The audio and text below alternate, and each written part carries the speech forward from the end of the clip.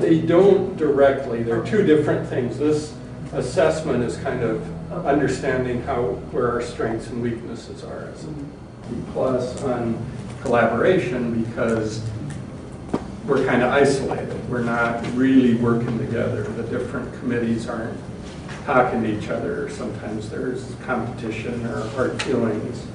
What I hope to do is to sort of take this and, maybe pass it on to the session and then mission and social justice and, peacemakers, the other groups, and hopefully we can improve some of our collaboration and other scores through this. So then in terms of theological reflection in the life of the church, certainly Heidi, Lauren, Dwight, Tom when he was here, there's almost every Sunday in the prayer or sermon, there's some connection being made.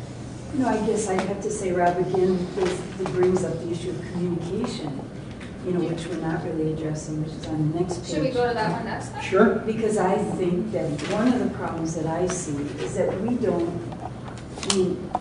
I'm in the peacemakers, I don't always go to the meetings, but I always get the minutes and I always know what they're doing. But the rest of the congregation, I'm not sure, understands exactly what the peacemakers do. Also, I'm not sure if the rest of the congregation understands what mission and social justice is doing.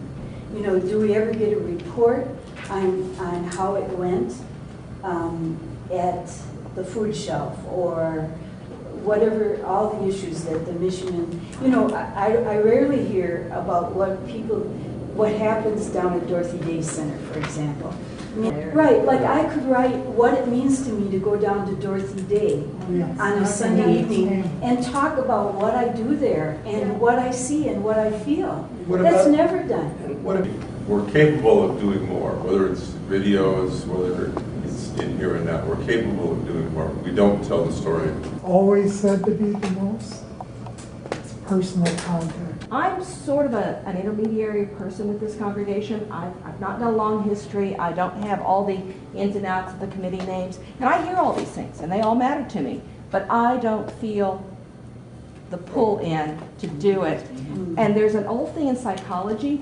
If you're ever being attacked and a crowd gathers, never yell, "Help me," because the crowd will all assume somebody else is going to. You look someone in the face and say, "You help me." And we have difficulty disengaging when it's a one-on-one kind of thing.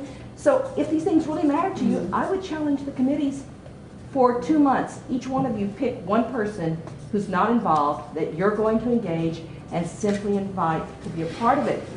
Because I take all the data in and I go home and it all just fades away. And I've been interested. I've actually thought about the dinner for the AIDS houses, and that one's intrigued me. But then I leave on Sunday morning and I don't really know who to ask, and I hear the faces and I know the names, but they don't.